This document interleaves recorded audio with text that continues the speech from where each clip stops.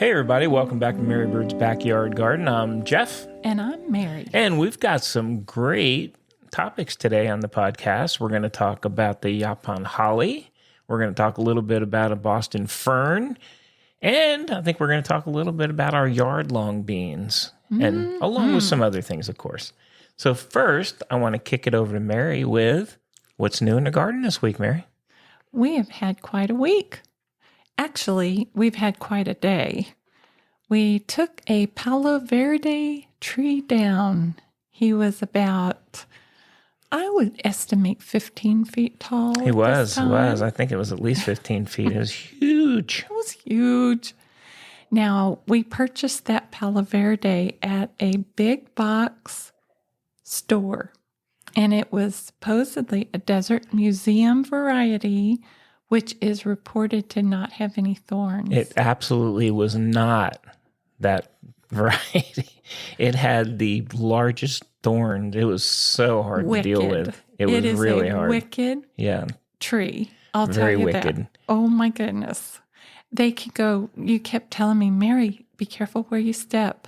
Be careful. Look out where you're stepping. Yeah. Because they could go right through your shoe. Yeah, they are really, really, I mean, I think the wind had cracked it. It knocked the major branch down. We decided to cut it down, but it's a tough one to maintain. And actually, I was so surprised at how hard the trunk was because it does not look hard. It looks like it would be more like a succulent.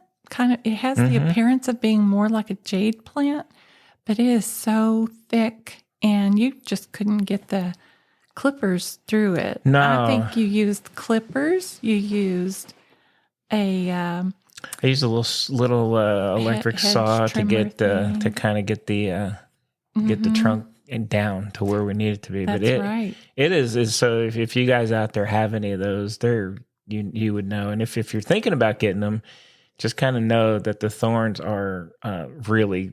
I mean, we all deal with thorns and roses and stuff. This is whole different level. These are really, really big, and they're everywhere on them. Well, I suggest going to one of your really good local nurseries and making positively certain that you're getting the desert museum species, the variety of this species, because they are bred to be thornless. See, it's beautiful. It's a beautiful little tree. But it is just, honestly, it's just, the thorns are too much. Yes. I mean, I would have to say that. Even just to maintain it when you're trying to trim it, it's just, you can't, it's beyond gloves because it would go right through your gloves. So correct. Just be careful if you have them out there. Yeah. And actually, it grew quite well because it was in a protected space in our yard. And if we are ever able to have another Palo Verde, it would have to go out in an unprotected space. And in our weather, because we do get those dramatic cold snaps, I just don't know if it would be able to withstand the freezing. Well, I think we're going to take a break for a bit. That took us all day. That did, just because you really can't use your hands. It's just too, it's that much. So, yep, absolutely. Yeah, we were getting pretty creative with picking up the debris. Yes. We were using scoops. We were using rakes and the dustbin. We were using the cutters, everything, anything but our hands. To touch it. That's right. Well, also on our list, our beans have been just growing and ripening and producing like astonishing amounts. They have. It's actually, it's amazing. We have, what do we have? The Chinese red noodle beans, and then we have the Yardlong beans, right? The Yardlong beans. And when I measure fabric, I will hold the fabric from my nose tip out to my fingertip. And these beans actually stretch that long. They are. They're huge, and they grow unbelievably fast. I mean, faster. We've been eating a lot. We've been eating a lot of beans, but I got to be honest, they're growing faster than we can eat them. Oh, I imagine there's another big bountiful harvest out there today. I know. It's on like every day. It's crazy. It's crazy to go out there. last night we had a whole casserole dish full We did. of beans, We which is did. amazing Yeah. and wonderful. And you cooked them up so good. Really, they're really good. It's just, honestly, unless you want to eat beans every night, though, it gets like a little tough. There's a lot, and there's a bunch out there right now again today. And I think that you can make a lot of your Asian dishes, spicy Asian dishes. I think they would be really good in that.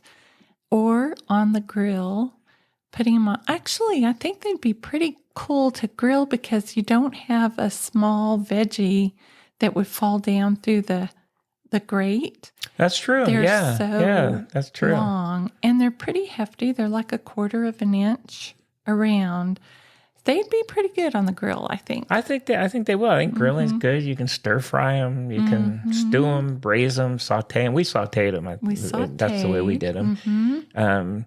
But you can. There's a lot of ways. I mean, they're a regular bean, so you just have to cut them to kind of do it if you want to steam them or braise them or whatever. But they're good with some garlic, a little bit of garlic, a little bit of oil in the pan. Kind of slow cook them. Yes. Let them get a little bit tender, not too tender. They're kind of cool because they stay pretty crunchy.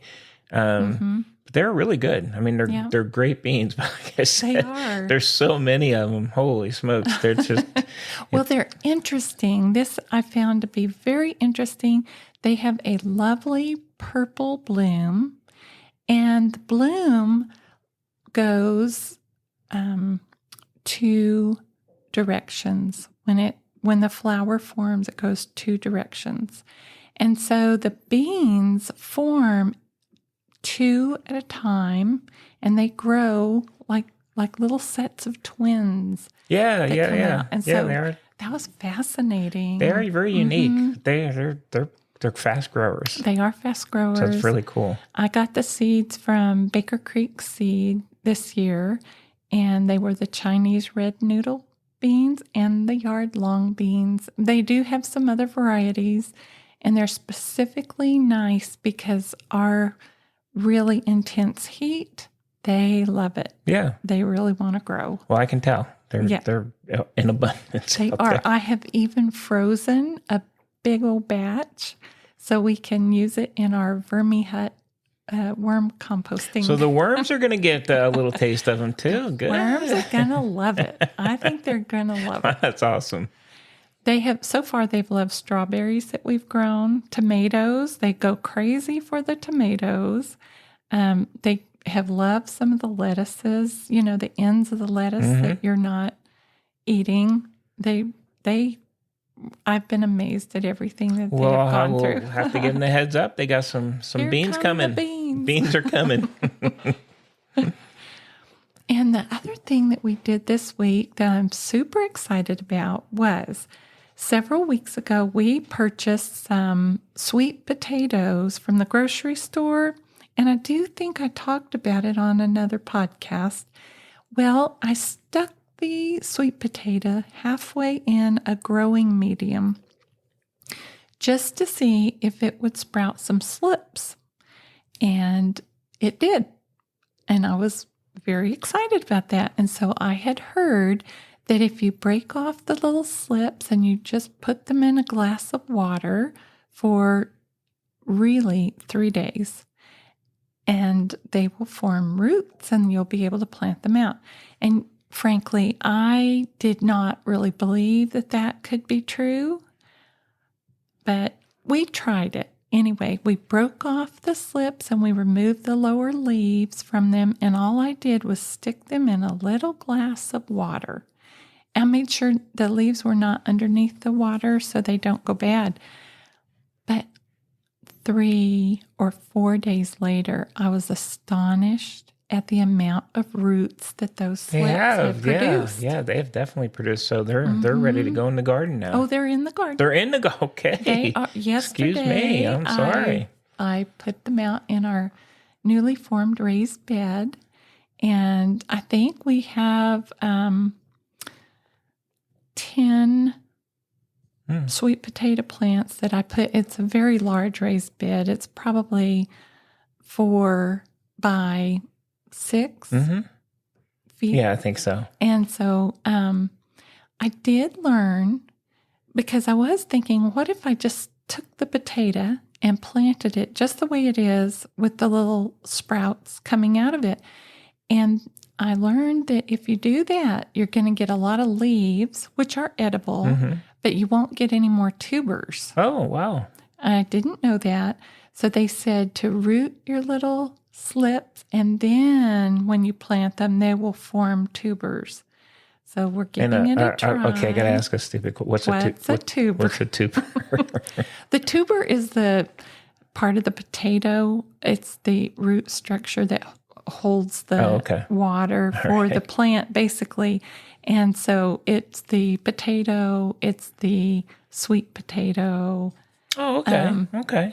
So the good stuff, yeah. Yes. All right.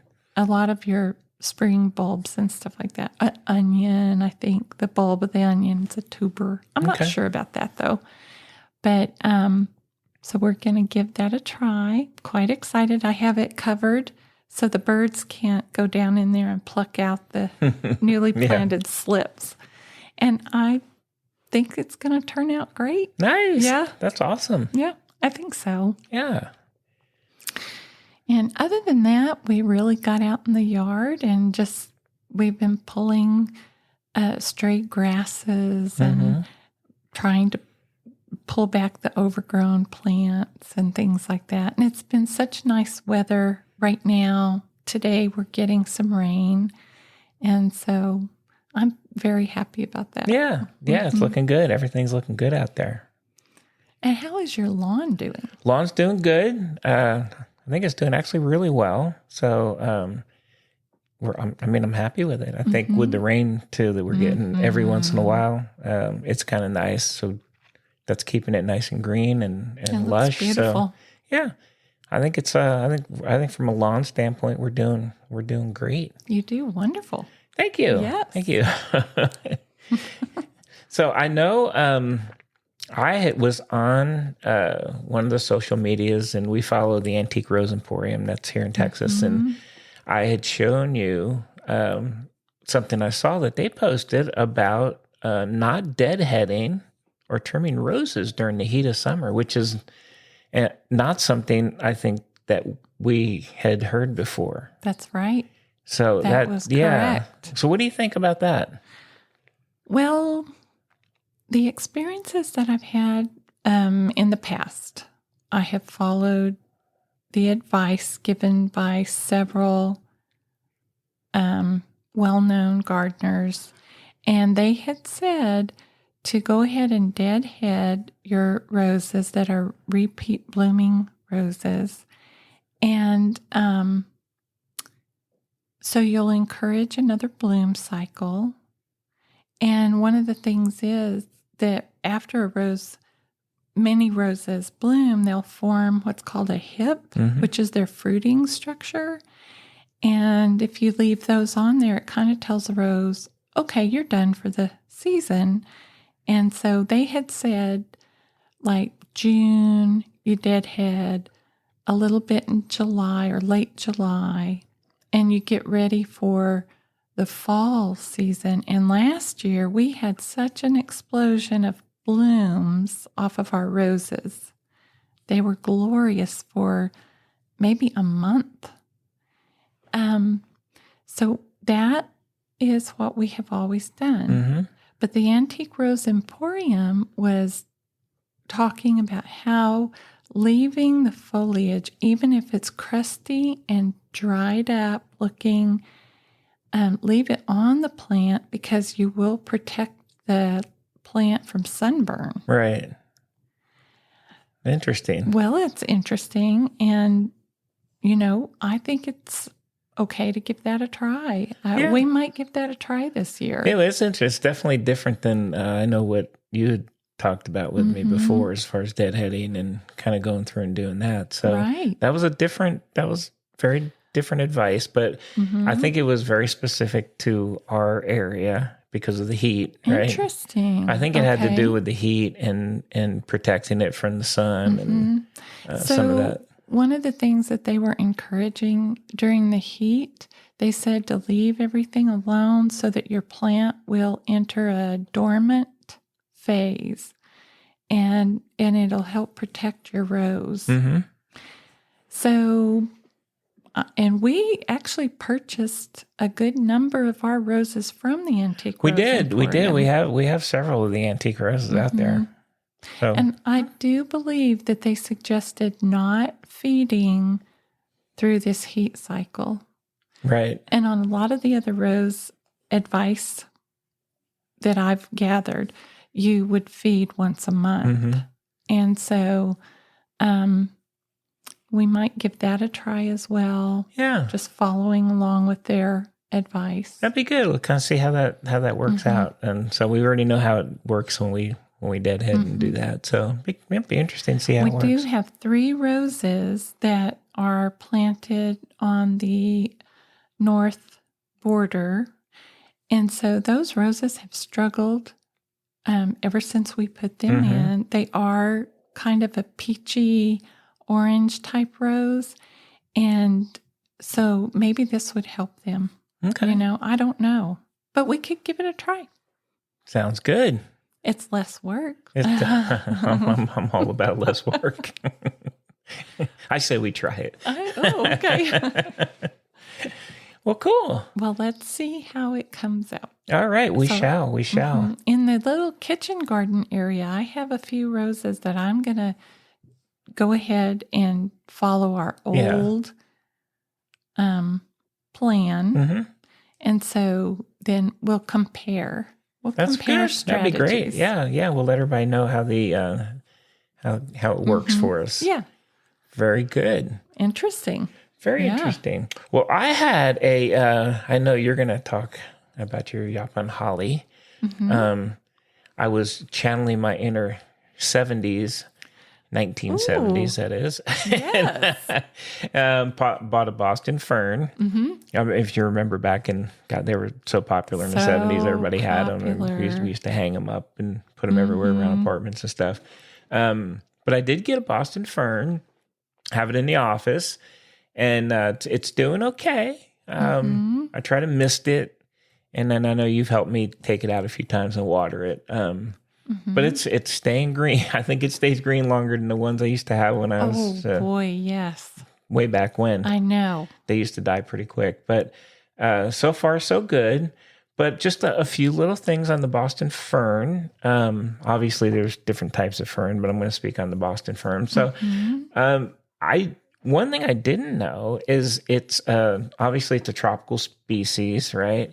It's native to the humid forests from northern South America through Mexico, in Florida, and the West Indies, where it can grow up to 7 feet tall. Oh my! Isn't that crazy? Oh my! And it's called the Boston Fern. It's a variant of the species that was discovered in a large shipment of ferns that were sent from Philadelphia to Boston in 1894. Whoa. So what do you think about that? I'm impressed. I know, it's cool. It's hardy in zones 9 through 11, so we can actually grow it outdoors if we want. Wow. I don't think I ever see them outdoors, to be honest with you. I've only ever seen them indoors. But they are an indoor ornamental type of a plant. So they've got the pale to medium green fronds. They can grow up to 4 feet long and 6 inches wide. Mine's not, mine just looks like a normal one that I think. You mean 6 feet or 6 inches wide. Did I say feet? No, you 4 said feet. inches. It's 4 feet long and 6 inches wide. Interesting. The fronds. It's the fronds themselves. Fronds. Yeah. I get you. I get you now. That's pretty big. Yeah. Wow. So, mostly they're used indoors as a, house plant or an accent plant. You can obviously, where we're at, we could put it outside once the danger of frost passed. But I'm going to keep it in the office.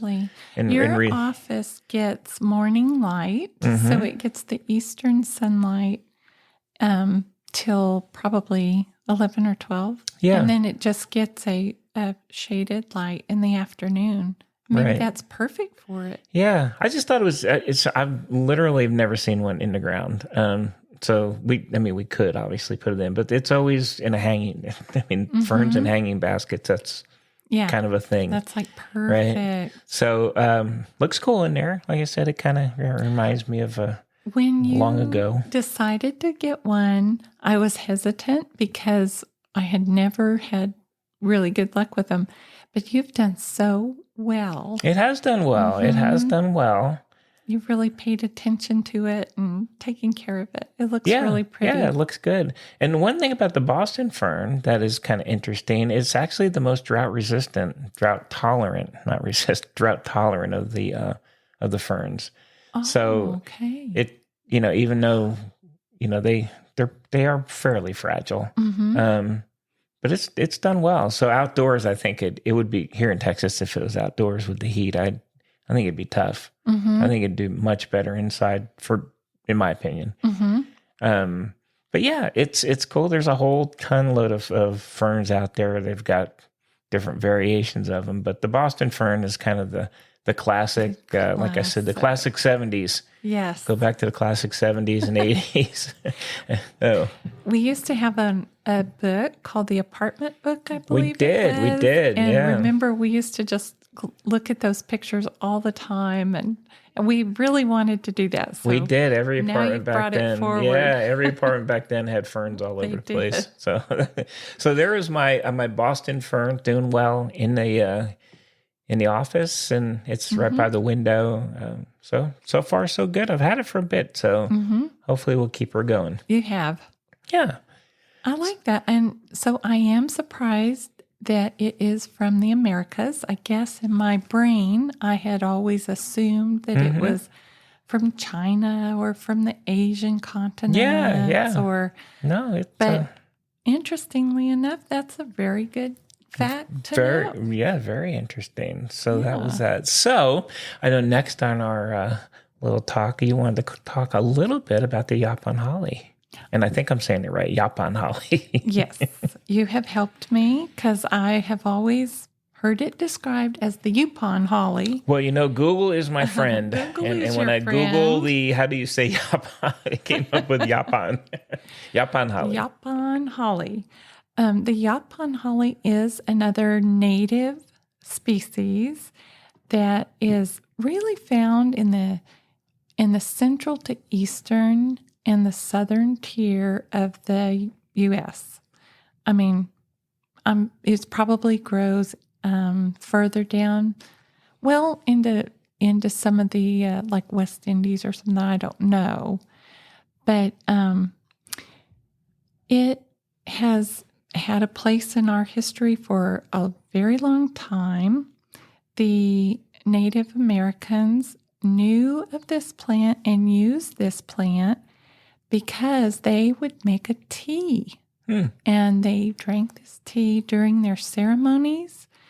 And they also drank this tea to aid them with headaches and things like that. And so they were very educated about using it. And it did earn the name Ilex vomitorium, which is not a very nice name. But what happened is when the explorers came over, they saw the Native Americans using this tea before their ceremonies. And there are two theories that I read as to why it earned this name. The first theory is that the Native Americans would brew the tea so strong that it would cause them to upchuck. Or the second theory is that before their ceremonies, they added other ingredients to the tea that caused the same reaction. And so the explorers got the idea that's how it earned its name. But it actually does not cause that effect ordinarily, I'm given to understand.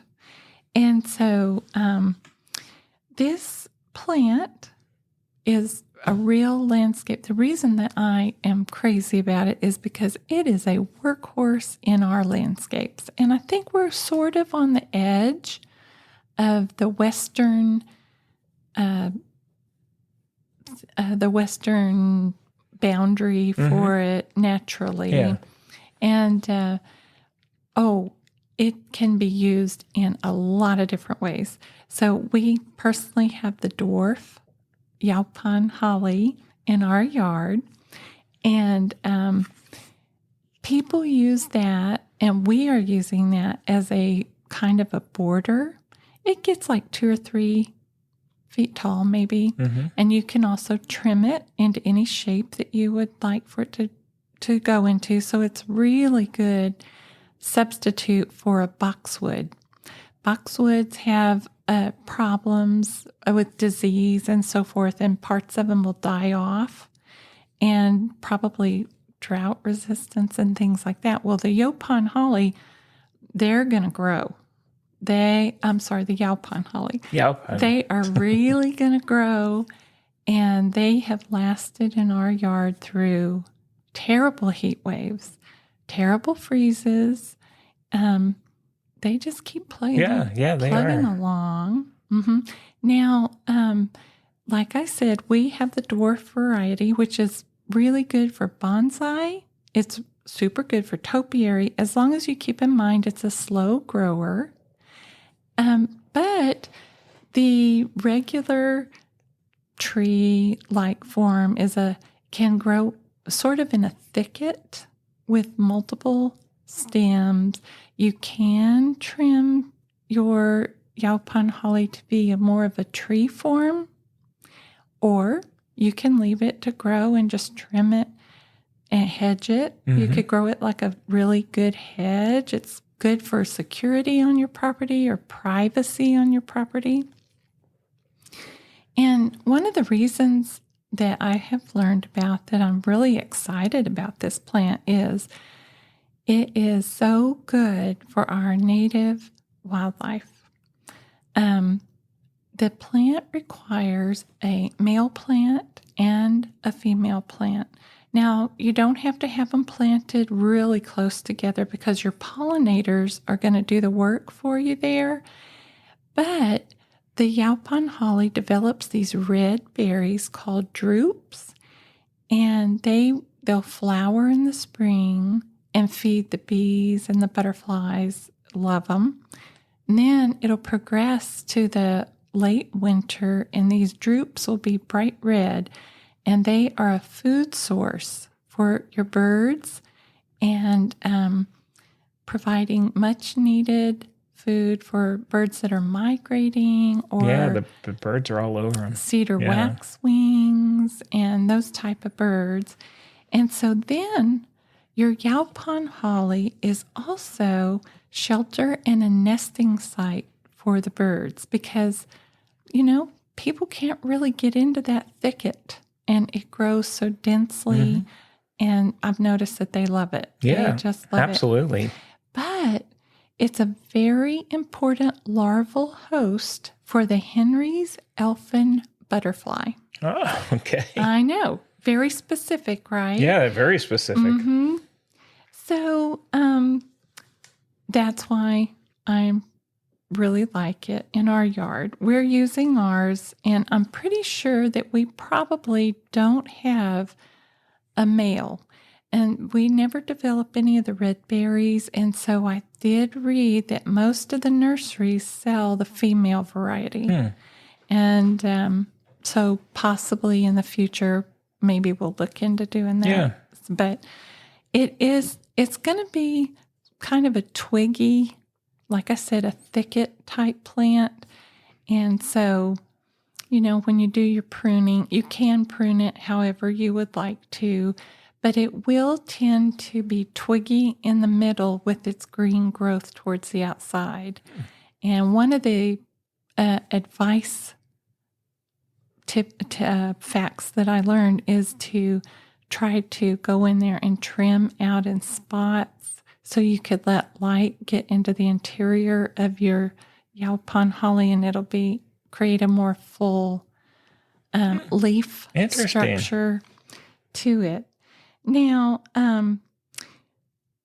I did mention that the native people would make the tea from it, and there are a lot of companies in the southern part of the United States that are beginning to produce this tea commercially Wow. for people to drink. It's supposed to be a lot of a flavor like yerba mate, which is another form of holly in South America. And they sell a lot of yerba mate, I know, in the grocery stores they do. here. Yes, absolutely. So, but it's very important that people understand we human beings cannot eat the berries. They are toxic for humans, and so they're not toxic for birds. They're important food source for them, but we don't touch the berries. So are these the ones that are in front of my office? Yes.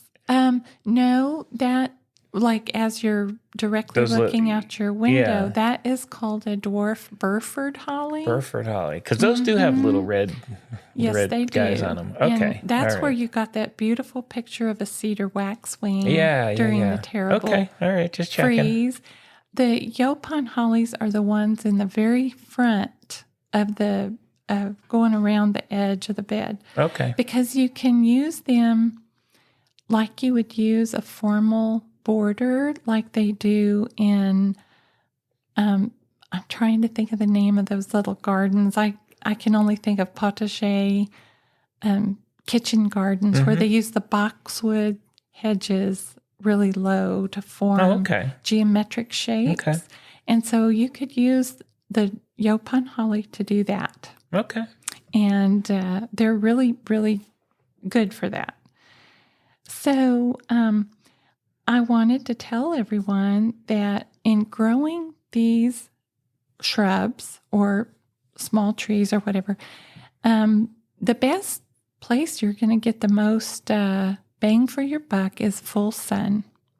They can grow in almost any environment, but they do like to have full sun. That's going to give you the most flowers, the most leaves, and the most berries eventually.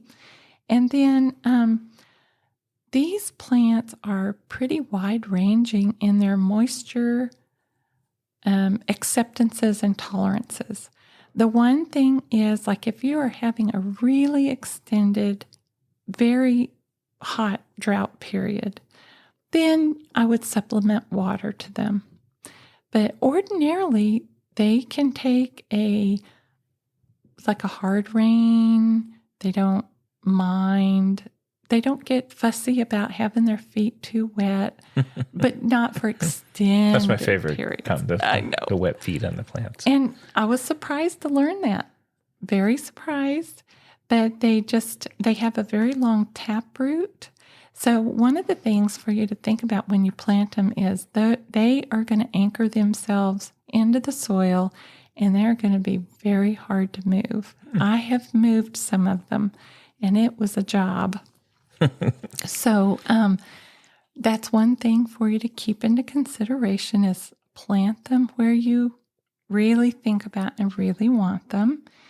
And they will give you so many years of happiness and a lot of entertainment with all the wildlife that come to visit them. That is cool. I do like watching the birds and everything come. Mm-hmm.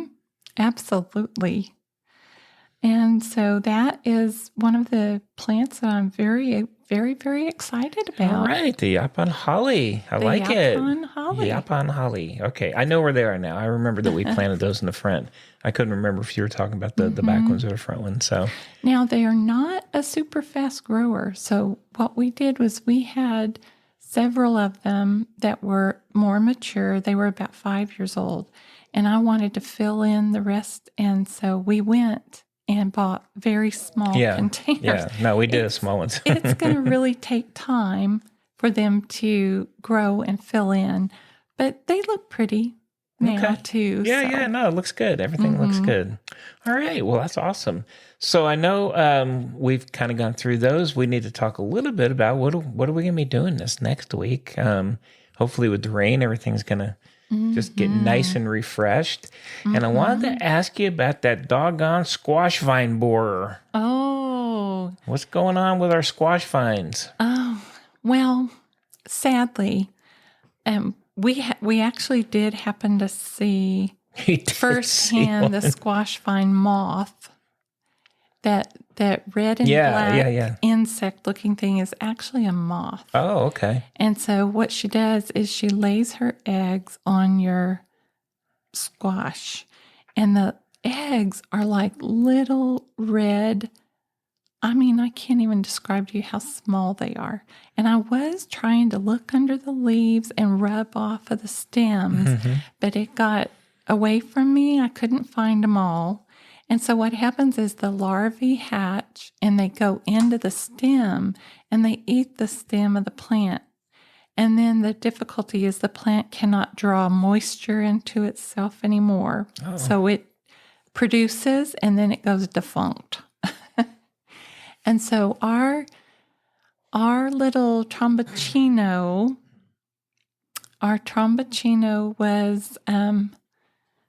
was sadly overtaken by the squash vine. Well, we got one good guy out of there, didn't we? We did. We got one tromboncino. That's what I asked you. Like, hey, where are they all? And I've been researching all different types of methods to deal with this pest. And I don't want to use. I don't really want to use pesticides in the garden. So one strategy that I think I am going to try is there was a young person. What he does is he plants his little seedlings and he covers them with the netting until they get big enough to flower. And then what he does is he'll go ahead and remove the netting and let the plant try to produce, and he will help the flowers because squash produce male flowers and female flowers. And so what you could do is you could take the male flower and dab it on the female flower to help your squash start to grow. And so after a time, let's say 2 weeks, he puts in another set of seeds in a different bed and covers those with netting. So he's having a rotating system where squash plants are coming of age throughout his growing season.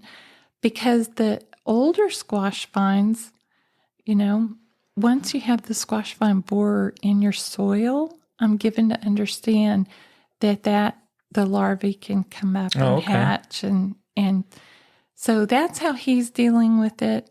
I've read a lot of other methods that people are using, and I think that of all the methods, that's the one I'm going to try to use. Okay. Just see what happens. Yeah. Squash plants also get something called a squash bug, and I'm not exactly sure what that is. I don't know if we've had that or not. I'm sure I'll have to find out what that is. Yeah. And also if somebody wants to, if they have a large enough covering or netting, they could probably hand pollinate the squash and they don't have to take the cover off. And that could probably work very well. That tromboncino vine, he could grow really big. Yeah, it's really big. So I don't know if that would sure work. How you're going to do that, but it's a big one. But I did read that the tromboncino will root itself along its trail where it's growing. And there is one section of our tromboncino that is still green, and I still have hopes for it. I saw a flower on it. Okay. So I'm going to wait out. Going to see how that goes. Happens. Yeah. We got to get at least one more out of that. But I am planting in some more seedlings. Okay. Yes, that's going to be my strategy. Well, that's it. A good deal on those. What else you got going on? Well, let's see. So we're planting some more squash. We need to trim back our perennials like the Salvia gregae, which is in the front flower bed. What happens is they have their burst of growth and the stems will flop over and lay down. And so it's like an ornamental grass. You want to cut them back each year so the middle doesn't die out. Well, the Salvia gregae is the same way. So you want to come in and cut it back by 1/3 and it'll have another flush of growth and you'll do that. That might be a different opinion might be coming out because of the heat and the sunburn or whatever, but that's what I'm given to understand that you do so that your original planting will stay where you want it to stay. So that's on my list. Keep the bougainvillea trimmed back. Try to trim up any of the perennials that need to be tidied, and enjoy the garden. Basically enjoy. Really enjoy the garden. It's a lot of fun to look at. Like, I mean, we say it every time, but it's really cool to sit back there and look at the birds and the lizards and the butterflies and... Wait. Remember you noticed one of the little, we have these stepping stones that they're not really stone. Yeah, the rubber ones. Yeah, we have a couple of rubber ones. And you noticed today that one of them was a little lifted. I did. I was trying to figure out why is that one, what happened there? Because they've been there for a while. And when I looked underneath, it looks like there is a lizard has made a home he's kind of dug out his little home underneath it. And little hole in there. Yeah, that was really cool. And that was cool. We looked at it real quick and covered it so the dogs didn't see it. But I was very surprised. But he's made himself a little home under there. So good for him. Good for him. Yeah, that's awesome. Well, cool. Do you have anything else? The only other thing that I'm interested in doing is we have some pathways in the kitchen garden where we have brought in the hardwood nuggets and put down. But the problem that has been happening over and over is that they wash away. So I was reading that you could get pine straw mulch, and I think it's readily available. And so I'm thinking about putting that down in the pathway. It will stick together and it won't wash away in the rain. So I think I might like to try that. All right. I will get my arms ready to carry some. Is that going to be heavy? Oh, very. Okay, awesome. Incredibly. Yay. All right. Do you have anything else? I believe that's what I have for this week. That's awesome. That's awesome. Hey, again, we really appreciate you guys joining us here every week. We got a lot going on. It's getting hot out there, but we do, well, I'm going to say but Mary gets out there in the mornings and does a lot of the work before it gets too crazy hot. And we'll just kind of keep you guys updated on what's going on. We appreciate you guys joining us here. Very much. Yeah. Thank you. Yeah. Happy gardening. Yeah. And we'll see you next week. Bye.